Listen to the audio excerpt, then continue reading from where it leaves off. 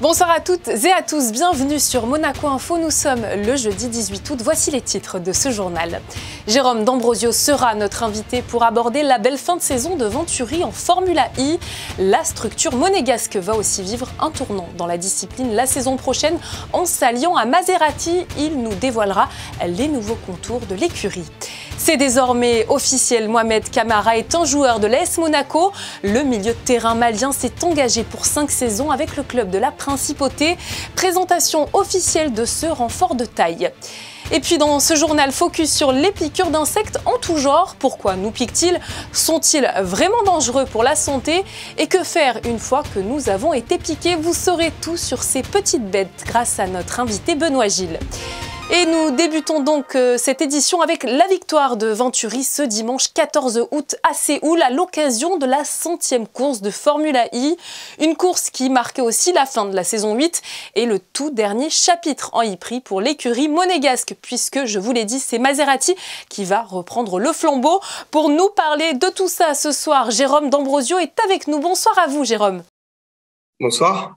On est ravis de vous avoir dans ce journal pour parler un petit peu plus globalement de la saison, évidemment, mais aussi de ce changement qui va s'opérer. Première question, évidemment, sur ce week-end, Eduardo Mortara sur la plus haute marche du podium et l'hymne monégasque joué pour la dernière fois lors de l'ultime course de la saison. Je suppose que l'émotion était vive pour vous tous ce week-end.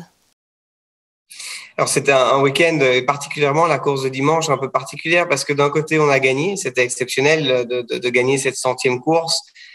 Et en même temps, le titre team qu'on jouait vraiment jusqu'à la fin avec Mercedes. Donc il y avait un peu un mix d'émotions, mais avec le recul, je pense qu'on peut être très fier de ce qu'on a accompli. Finir deuxième et vice-champion du monde, c'est quelque chose qui a surpassé nos objectifs de début de saison et c'est ça qu'on retient. Justement, quel bilan vous tirez de cette saison qui vient tout juste de se clôturer? J'ai cru le comprendre, vous venez de le dire, mais les objectifs ont donc été largement atteints.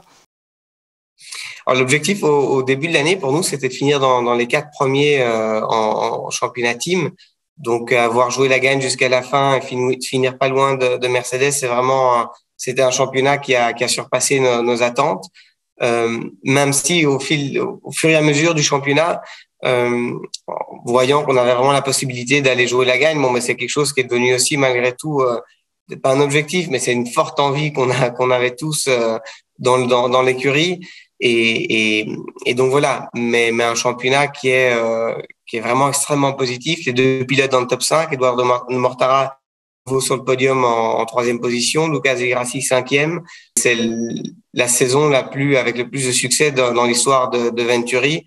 On est le team qui a gagné le plus de courses aussi de cette saison, donc je pense qu'on peut vraiment être très très fier de ce qu'on a réalisé. Vous venez de parler de Lucas Di Grassi et de Eduardo Mortara. Quel regard vous portez aujourd'hui sur ces 2 pilotes? Deux champions. Edo a encore fait une saison magistrale avec 4 victoires, je pense 2 pole positions, 2 meilleurs tours en course. Et il a joué aussi la gagne au championnat pilote. Lucas a fait une saison aussi exceptionnelle. Il venait d'une écurie avec laquelle il a passé 6 ans. C'est jamais facile de changer comme ça. Les méthodes de travail sont différentes, la voiture est différente.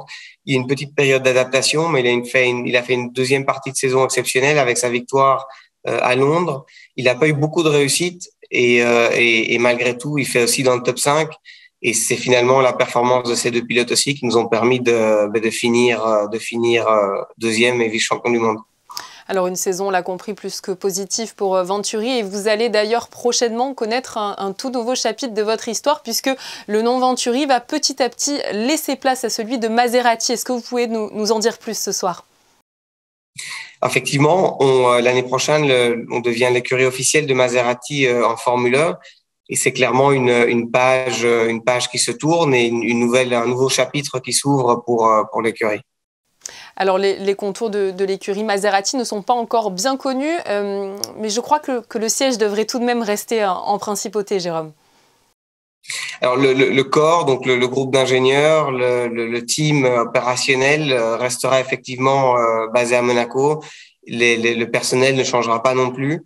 Et en tout cas, ceux qui sont là restent. Il y aura un petit peu d'ajouts, mais c'est clair qu'on a un team qui performe extrêmement bien et on a aucune raison, loin de là, de changer quoi que ce soit à ce niveau-là. Merci beaucoup à vous, Jérôme D'Ambrosio, d'avoir été avec nous ce soir. Merci à vous. Toujours dans le sport monégasque, la nouvelle recrue de l'AS Monaco FC, Mohamed Camara, a été présenté officiellement à la presse cet après-midi. Il aura, c'est vrai, la lourde tâche de faire oublier Aurélien Tchouaméni, parti au Real Madrid. Découverte de ce nouveau joueur avec Yannick Debever, Marie-Ève Béé et Clélia Renaud. Du haut de son mètre 75, Mohamed Camara, 22 ans, est présenté comme un milieu de terrain défensif. Arrivé en provenance du Red Bull Salzbourg, club autrichien connu pour son excellente formation, le jeune Malien robuste vient renforcer un milieu de terrain orphelin de son joueur clé, Aurélien Tchouaméni. Je ne dois pas me comparer à Tchouaméni, il a fait belle chose avec Monaco. Chaque joueur a sa carrière à gérer, moi je lui souhaite le meilleur. En plus, pour moi c'est une source de motivation. Pour moi, le plus important, c'est aider l'équipe autant que possible et de me mettre toutes mes qualités au service de l'équipe pour aider le club. Les supporters ont donc enfin cette nouvelle recrue au milieu de terrain. Une signature tant attendue qui arrive 2 mois après le départ de Tchouaméni vers le Real Madrid. Sometimes you have to be patient. We know we have a very good squad. You can see now in every area of the pitch we're very strong and very competitive in every session. And that's where we wanted to be. And I feel we're getting close to that now. And with Mo's addition, with the quality, the potential still that he has, but then leadership skills he showed last year in that very young Salzburg team, especially in the Champions League, I think he's going to be a really exciting addition to watch. Le nouveau numéro 4 de l'ASM devrait être présent dans le groupe monégasque pour le match de ce week-end face à Lens. Les deux équipes sont sur la même dynamique, une victoire et un nul en championnat et la rencontre s'annonce très serrée face à un adversaire invaincu depuis 16 matchs. C'est une philosophie de jeu très claire, avec beaucoup de force en attaque. Oui, c'est un match très intéressant et pour nous aussi, pour grandir avec les nouveaux joueurs qu'on doit intégrer dans notre style de jeu aussi. En manque de temps de jeu lors de la préparation, Mohamed Camara ne pourrait jouer que quelques minutes. Coup d'envoi de ce Monaco-Lens ce samedi à 17 h au stade Louis II. Monaco-Lens, ça sera donc ce samedi 20 août au stade Louis II. Et lors de cette rencontre, j'espère que vous ne vous ferez pas piquer par des moustiques ou d'autres insectes. Car ce samedi sera la journée mondiale du moustique. L'occasion pour nous de retrouver notre prochain invité qui va tout nous dire sur les insectes de l'été. Benoît Gilles est entomologiste. Bonsoir à vous, Benoît. Bonsoir également. Alors pour débuter cet entretien, on plante d'abord le décor avec votre métier, être entomologiste. En quoi cela consiste concrètement? Alors être entomologiste, c'est être biologiste spécialiste des insectes, tout simplement. Voilà. Donc vous étudiez au quotidien les insectes, en quoi ça consiste une journée type pour vous? Alors, entomologie, ça peut toucher énormément de disciplines. Et moi, mes disciplines, mes spécialités sont l'agroécologie, donc comment améliorer la culture avec les insectes, la biodiversité urbaine et l'élevage d'insectes. Alors, vous allez donc tout nous dévoiler sur les insectes et notamment sur les moustiques, car chaque été, on a l'impression, c'est vrai qu'ils sont de plus en plus nombreux. Est-ce que vous l'avez constaté? Alors, les moustiques, ce qu'il faut savoir, c'est que c'est quand même des insectes qu'on retrouve principalement l'été, puisque l'hiver, comme beaucoup d'insectes, c'est la période où ils sont en repos à cause du froid et du climat. Et en fait, plus les fortes chaleurs sont élevées, comme notamment actuellement, on rencontre énormément d'insectes. Et certaines personnes, dont moi, c'est vrai, se font plus piquer que d'autres. Pourquoi? Alors, ça a été prouvé que des personnes étaient plus touchés que les autres, parce qu'en fait, les moustiques sont attirés par plusieurs paramètres, comme le CO2 que l'on respire, la transpiration, les bactéries à la surface de la peau. Et donc, après, comment le moustique, lui, fait pour identifier telle personne, c'est assez complexe, mais oui, il a été avéré que des personnes étaient plus propices que d'autres. Il y a aussi une part de génétique derrière, d'état physiologique, des personnes qui sont, par exemple, malades ou qui viennent faire du sport. dégageant plus de température et plus de CO2, fait que les moustiques les repèrent plus facilement dans l'environnement. Des nouvelles espèces font aussi leur apparition. Que faut-il craindre? Je parle en l'occurrence du moustique tigre. Alors, le moustique tigre est originaire des pays d'Asie du Sud-Est. Il est arrivé en Europe il y a quelques années et il remonte comme ça en France. Il y a 67 départements actuellement touchés. En raison aussi du réchauffement climatique, il est fait remonter. Et ce moustique est porteur potentiellement de pathogènes comme le Zika ou le chikungunya. Donc, plus le moustique va être présent et plus il va être en contact avec ces pathogènes, plus il aura la possibilité de le transmettre. Mais bon, actuellement en France, les cas sont très, très rares. Alors ça, je l'ai appris en faisant quelques recherches avant de vous recevoir. Seules les femelles piquent, les femelles moustiques. Pourquoi? Parce qu'en fait, les moustiques femelles piquent tout simplement pour pouvoir faire leurs œufs et pondre. Donc, il leur faut un bol alimentaire suffisant pour pouvoir faire une ponte. Et les mâles, quant à eux, ne piquent pas puisqu'ils n'ont pas besoin de cet apport alimentaire. Ils se nourrissent principalement de pollen ou de nectar sur les fleurs, comme beaucoup de mouches, tout simplement. Alors, on va parler d'abeilles, de guêpes, de frelons. C'est vrai que les abeilles, elles meurent après avoir piqué une personne. Les moustiques, eux, peuvent piquer de nombreuses fois jusqu'à ce que leur abdomen soit plein. En fait, les moustiques mangent jusqu'à ce qu'il n'ait plus faim. Oui, c'est ça. C'est différent. Les abeilles se piquent pour se défendre. Hein. C'est vraiment un système de défense. Donc, une fois qu'elles ont émis le venin, elles meurent. Mais le moustique, lui, c'est vraiment pour se reproduire. Donc, c'est de l'alimentation. Donc, une femelle peut pondre plusieurs fois. Et pour chaque ponte, elle doit avoir un bol alimentaire. Donc, en fait, une femelle va piquer une personne plusieurs fois au cours de sa vie, quelques jours d'intervalle à chaque fois. Alors après votre entretien, on verra notamment un reportage sur les bons réflexes à avoir après une piqûre, mais c'est vrai que dès qu'on se fait piquer, on se gratte automatiquement, cela devient rouge. Pourquoi notre corps a une telle réaction? Le moustique femelle, quand il vient nous piquer, son intérêt, c'est de ne pas se faire remarquer parce que sinon elle se fait écraser. Donc elle injecte dans sa salive des anesthésiants qui fait qu'on ne ressent pas la piqûre. Et elle injecte aussi des anticoagulants qui permettent de fluidifier le sang et de mieux l'aspirer. Et ça, c'est des molécules que le corps détecte et il y a une réponse immunitaire anti-inflammatoire qui se met en place. Donc, il y a des gens qui vont réagir plus durement à ça que d'autres. Et c'est ce qui provoque finalement le bouton et la sensation de démangeaison. Est-ce que, par exemple, cet été où il fait particulièrement chaud est propice au développement des moustiques? Oui, tout à fait. Sachant que les insectes, plus il fait chaud, plus ils vont se développer rapidement. Les fortes chaleurs qu'on a eues fait que les moustiques vont engendrer des générations très rapidement. La contrepartie, c'est que les sécheresses atténuent quand même beaucoup les points d'eau et ce qui diminue en contrepartie les populations de moustiques. Donc voilà, cette année a été peut-être un peu particulière pour ces raisons-là. Alors c'est vrai, il n'y a pas que les moustiques qui piquent, les guêpes ou encore les frelons sont aussi particulièrement craints et surtout qu'il y a de nouvelles espèces qui apparaissent également. Je pense notamment aux frelons asiatiques qui quand ils piquent, fait vraiment très très mal. Oui, tout à fait. Le frelon asiatique est arrivé il y a 10-15 ans en France. Là, il est rendu quasiment en Belgique et en Allemagne. Donc, ils font des grosses colonies, donc ils peuvent être problématiques si on s'en approche ou on les dérange. Et il y a une espèce qui a été détectée, une nouvelle espèce de frelon qui a été détectée l'année dernière près de Marseille, qui est le frelon oriental. Et là, on a quelques exemplaires ont été observés.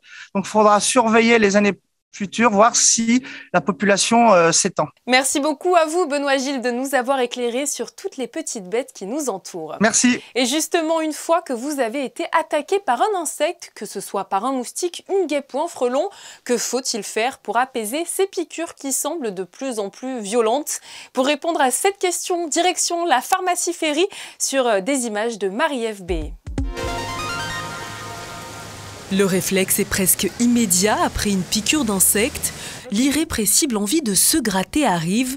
Mais alors, en plein été, quelles sont les espèces dont il faut le plus se méfier?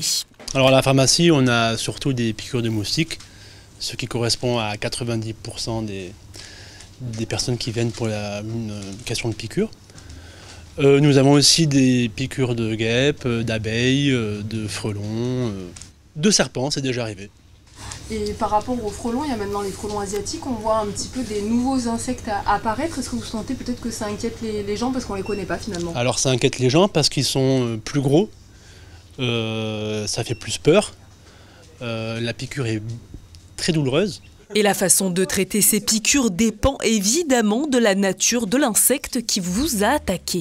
Pour un moustique, il n'y a pas de dard, donc il n'y a pas de dard à enlever. Il faut juste désinfecter, laver la piqûre et ensuite mettre une petite crème adéquate.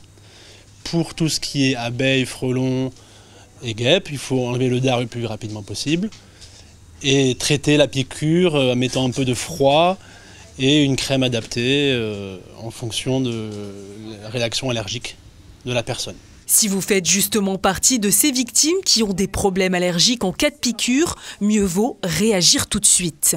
On peut donc donner une crème un peu plus forte à base de corticoïdes.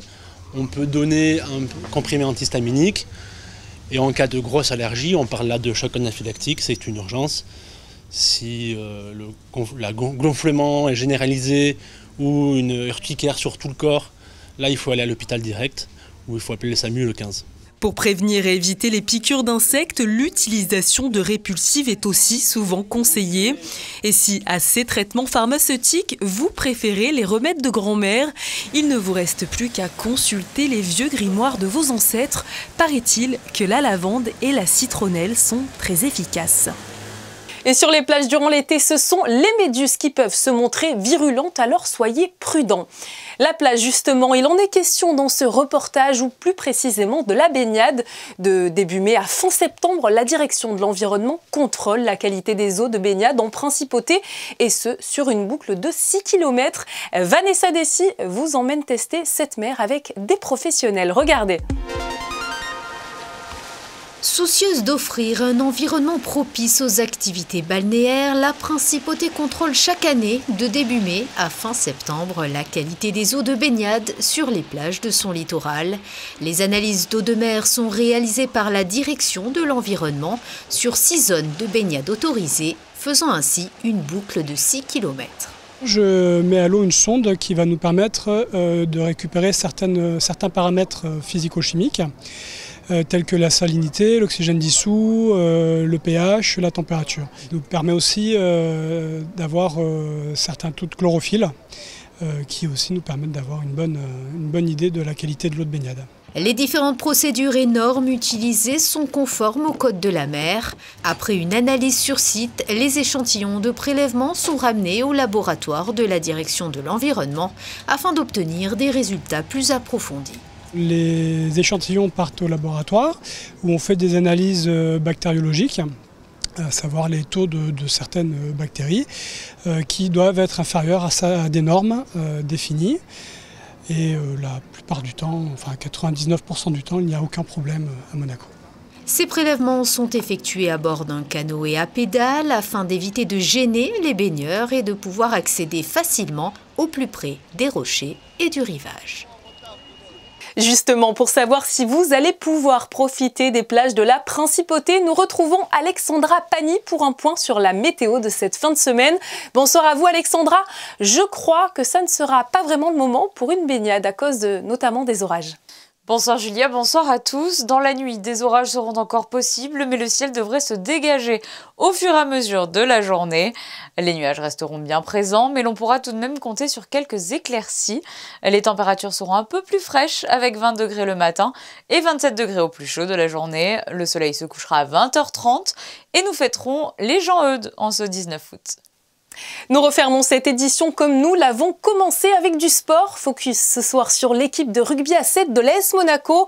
En plein tournoi de l'Inextenso Super 7, les joueurs redoublent d'efforts à l'entraînement, comme vous allez pouvoir le constater sur les photos de Manuel Vitali. Demain, notre journaliste Frédéric Elion vous emmènera d'ailleurs à La Rochelle pour tout savoir des dernières actualités du Monaco Rugby 7. Très belle soirée à vous sur Monaco Info et à très bientôt.